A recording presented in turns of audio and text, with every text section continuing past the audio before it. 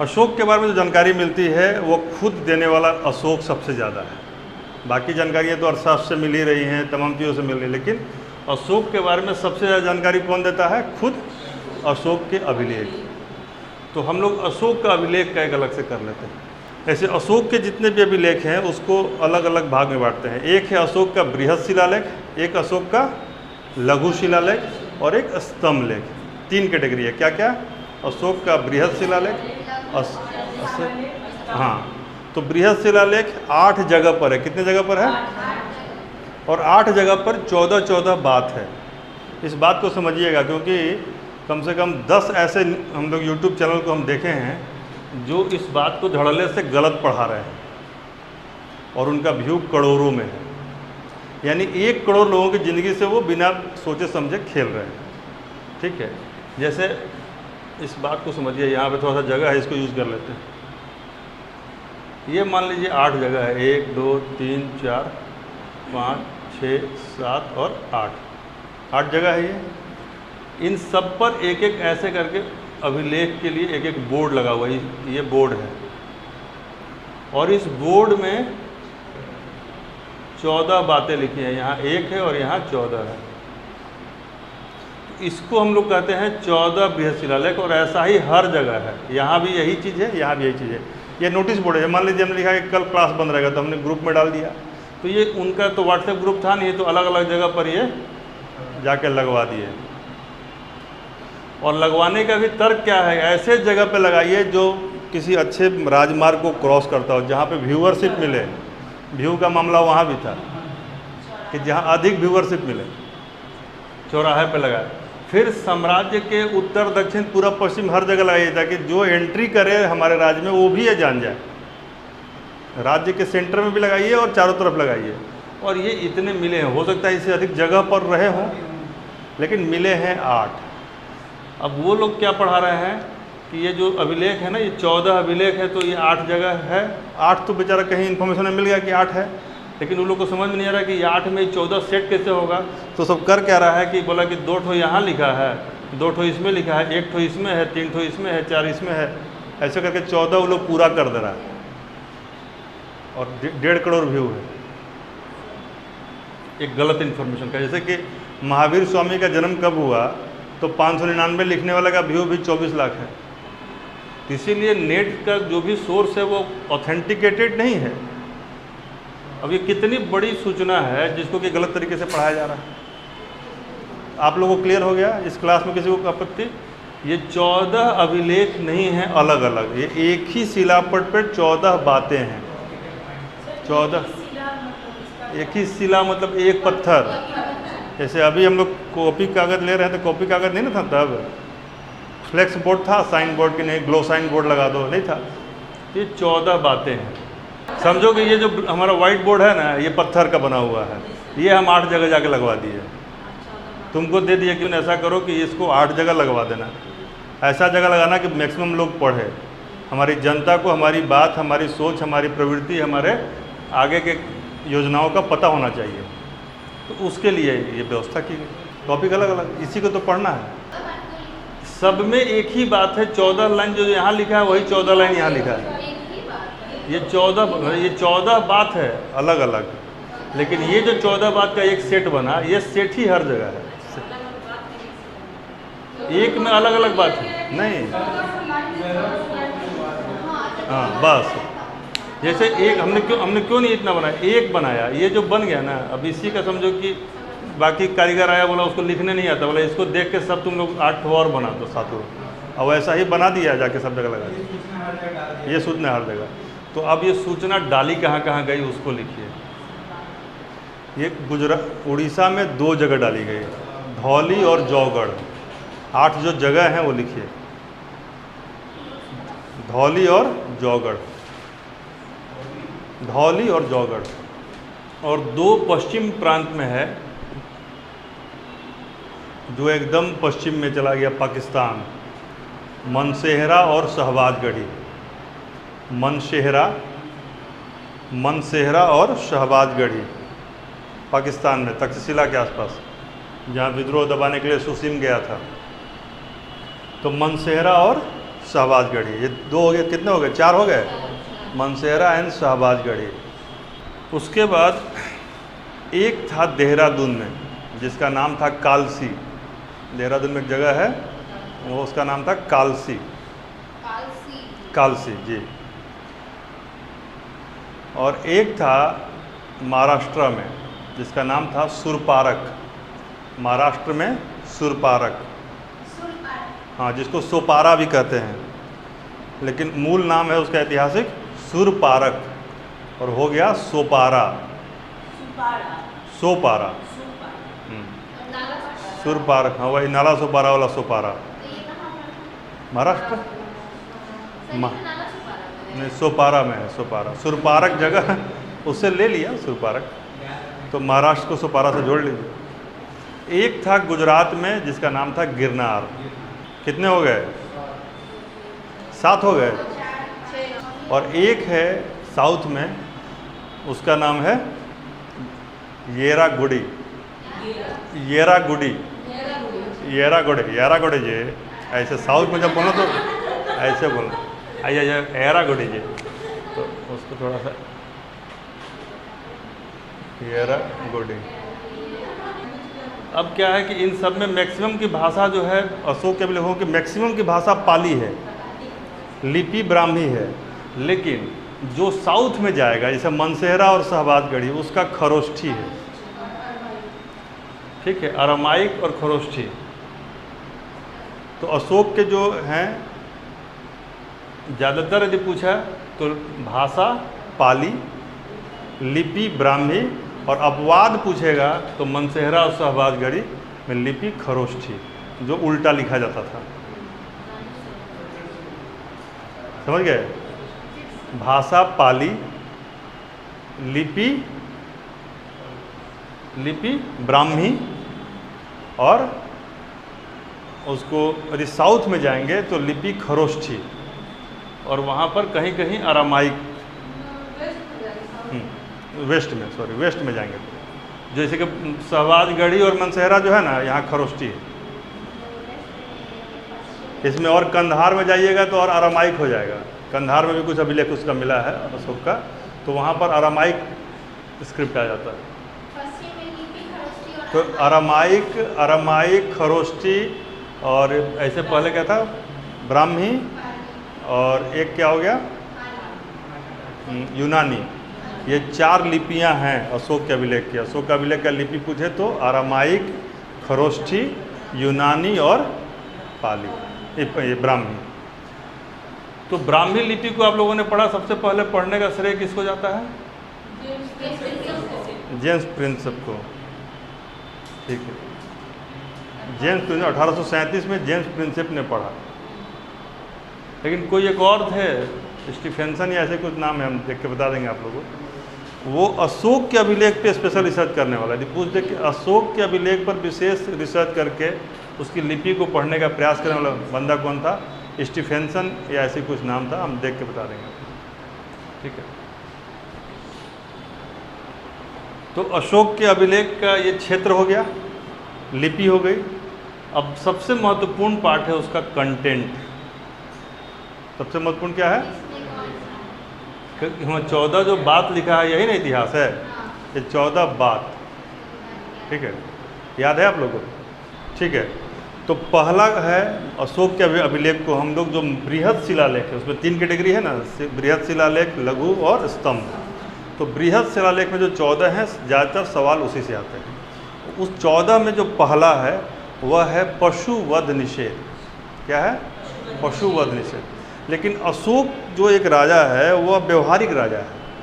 वह यदि निषेध भी करता है तो उसमें कहीं ना कहीं एक संभावना शून्य तक, एक्सट्रीमिस्ट नहीं है। कहता है कि नहीं, हमारे राजकीय पाकशाला में मतलब 1 हिरण और 2 मोर मारे जा सकते हैं। यानी राजकीय पाकशाला में यदि इनका होता है तो पशुवध निषेध मतलब एकदम शून्य की तरफ नहीं गया, कहीं ना कहीं इस बात की चर्चा भी उसमें है, लेकिन वो वहाँ पे नहीं है, अलग से। तो पहले में पशुवध का निषेध, यह मेन है, और भी बातें हैं लेकिन सबसे महत्वपूर्ण क्या है? पशुवध का निषेध, ठीक। दूसरा जो है सेकंड है। पहला याद रहेगा, प से पहला, प से पशुवध, कोई दिक्कत? अब 14 में आपको एक याद हो गया, दूसरा जो है उसमें दो बातें, तो ये तो ऐसे याद है कि दूसरा में दो महत्वपूर्ण बातें हैं। तो एक कहा कि मानव की चिकित्सा और पशु की चिकित्सा दोनों की बात है दूसरे में, यानी दो चिकित्सा की बात है। किस तरह की चिकित्सा? एक मानव का मेडिकल ट्रीटमेंट और एक जानवरों का भी, पशुओं का भी। यह दूसरे में दो महत्वपूर्ण बात है, मानव और पशु का चिकित्सा। इसके अलावा मतलब कई पड़ोसियों का जिक्र है, दूसरे देशों का, तो दूसरा में दूसरे देशों का जिक्र है, ये भी रख सकते हैं। जैसे चोल, चेर, पांड्य, ताम्रपर्णी, जैसे श्रीलंका को ताम्रपर्णी कहते थे, तो इनका जिक्र किस में आता है? दूसरे देशों का जिक्र दूसरे वाले में आता है। कोई दिक्कत? तो पहला में पशुवध निषेध और दूसरे में दूसरे देश।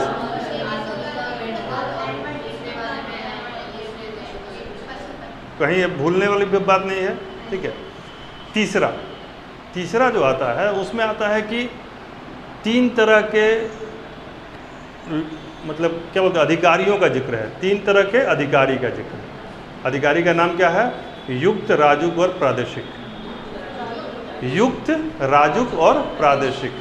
सिटी रज्जुक जो होता है वो न्यायाधीश की तरफ बिहेव करता था, पहले वो मापिन का अधिकारी होता था। युक्त जो है सिटी ऑफिसर की तरफ बिहेव करता था, और प्रादेशिक प्रदेश का एक अध्यक्ष टाइप का होता था। तो तीसरे में तीन तरह के अधिकारी का जिक्र है। और भी बातें हैं, लेकिन सबसे महत्वपूर्ण बात यह है। उसी में कहता है कि समय समय पे यात्रा करेंगे, जिसको अनुसंधान कहेंगे, यानी हर 5 वर्ष पे आप एक बार अपना क्षेत्र का दौरा जरूर कीजिए। इन लोगों को आदेश देता है राजा कि आपके क्षेत्र में अनुसंधान होगा। नहीं, ये तीसरे की बात कर रहे हैं। तीसरे में ये जो है तीन अधिकारी की बात हो रही है, ये अधिकारी हर 5 साल पे दौरा करेंगे। उस दौरे को कहते हैं अनुसंधान, उसका जिक्र भी तीसरे में है, याद रहेगा। तो पहला पशुवध, दूसरा में 2 तरह की दवाई खाना, चिकित्सा, और दूसरे देश। ताम्रपर्णी का जिक्र कहाँ आता है पूछ देगा तो श्रीलंका दूसरे में, क्योंकि वो भी दूसरा देश है, ठीक है। अब ये दूसरा देश का जिक्र कहीं और भी आएगा, तो वहाँ पे हम लोग रिपीट कर लेंगे, ठीक है ना। अब चौथा याद कीजिए, चौथा 4 है ना। तो धम्म में 3 वर्ड है, धम्म में 3 वर्ड है। धम्म मतलब अशोक के धर्म को धम्म बोलते थे, क्योंकि चक्रे का चक्का हो जाता है ना, चक्र का मतलब कि जो अपभ्रंश होता है उसमें धर्म का धम्म हो गया, यानी संस्कृत में जो धर्म है वह पाली में धम्म हो गया, ठीक है, और कोई फर्क नहीं है। तो जो धम्म में 3 वर्ड था, तो अब वो भेरी घोष, याद रखिएगा, भेरी घोष। भेरी घोष होता है जब युद्ध के पहले जो बजाया जाता है ना, उसको भेरी कहते हैं। तो भेरी घोष यानी युद्ध, तो भेरी घोष के जगह धम्म घोष होगा, यानी 4 के जगह 3 होगा। भेरी घोष में 4 अक्षर है ना, याद रख लीजिएगा। भेरी घोष अब नहीं होगा, इसका जिक्र है चौथे में, याद हो गया। भेरी घोष में 4 अक्षर है, याद रहेगा। युद्ध का ऐलान भेरी घोष से होता है, वो नहीं होगा, अब क्या होगा? धम्म घोष होगा, और यह कह रहा है चौथे में। 4 चौथे की बात है, भेरी घोष नहीं होगा, यह बात चौथे में। कोई दिक्कत? चलिए पांचवा में धर्म महामात्य की नियुक्ति की बात है। ये एक तो अलग से याद कर लीजिए, इसमें कोई सूत्र मत लगाइए, ठीक है ना। धर्म महामात्य की नियुक्ति की बात है। इसी में एक महिला की भी बात आती थी झाका की, लेकिन कई बार वो दूसरे के बारे में भी आ जाता है, तो वो हम अलग से कंफर्म करके बताएंगे। धर्म महामात्य कन्फर्म है कि इसी में आता है, ठीक है। अब अशोक जो है बहुत ही दयालु राजा है, कल्याणकारी है, और उसके बहुत सारे बातें बहुत जनता को प्रभावित करती हैं। एक बात बहुत प्रभावित करती है, वो 6ठे में लिखी है। न्यायप्रिय राजा है, यह 6ठे से ही सिद्ध होता है। कैसे? अशोक कहता है कि मैं जब ये 6 काम कर रहा हूँ, 6ठे में क्या कहता है? मैं जब ये 6 काम कर रहा हूँगा। उसको कैसे पता कि याद करने में सुविधा होगा अश्विनी को, कि 6 काम बोल देंगे तो ठीक रहेगा। तो 6 काम कि चाहे मैं सो रहा हूँ, चाहे मैं अपने घर में बैठा हूँ, मैं भ्रमण कर रहा हूँ, मैं आसन पर हूँ, चाहे सैया पर हूँ, 6 तरह का बात उसमें उसने जिक्र किया है। ये सब में से कोई भी काम कर रहा हूँ, तब भी मेरी जनता आके घंटा बजा सकती है, न्याय मांग सकती है। वो रात में 12 बजे भी आ सकती है, सुबह 6 बजे भी आ सकती है। तो सुबह 6 काम करते समय भी सुबह 6 बजे आकर जनता हमसे न्याय ले सकती है, मिल सकती है, यह बात छठे में कहा गया। छठा तक में कोई दिक्कत? एक बार रिपीट मारिए। पशु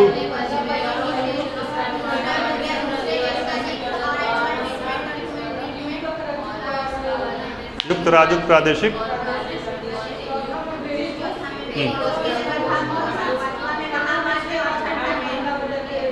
कहीं पांचवा में धर्म महत्व, तो पांचवा एक अलग से, उसके लिए मैंने सूत्र नहीं दिया है, बाकी सब सूत्र में बंधे हैं, बाकी सब में कोई दिक्कत नहीं। 6 हो गया ना, अब एक और करेंगे तो 7वां हो जाएगा। ठीक है, 7वां में सहिष्णुता, स से सहिष्णुता, स से 7वां मेजर है सहिष्णुता, मतलब कि जो दूसरे को भी कंपैशन जो कहते हैं, कंपैशनेट, जैसे करुणा दया का जो भाव होता है ना, कंपैशनेट, दूसरे के साथ एपैथी एम्पैथी, दैट इज सहिष्णुता। ठीक है, क्रुएलिटी का नाश, अपने अंदर के गलत चीज़ों को हटाना है, 7 तरह के अच्छे तत्वों का विकास करना है, कंपैशनेट होना है, सहिष्णु होना है, धर्म सहिष्णु, यानी कि दूसरे के धर्म को, दूसरे की बात को, दूसरे की भावना को, समस्या को समझना, ये 7वें में है। ठीक है, तो यह सहिष्णुता से जुड़ जाएगा 7वां, बाकी कोई दिक्कत नहीं है। अब अशोक कहता है अपने एक 8वें पैराग्राफ में कि भाई हम बहुत यात्रा किए, पहले जब छोटे थे तो हम शिकार के लिए यात्रा करते थे, शिकार करते थे, तो शिकार यात्रा को विहार यात्रा कहते थे।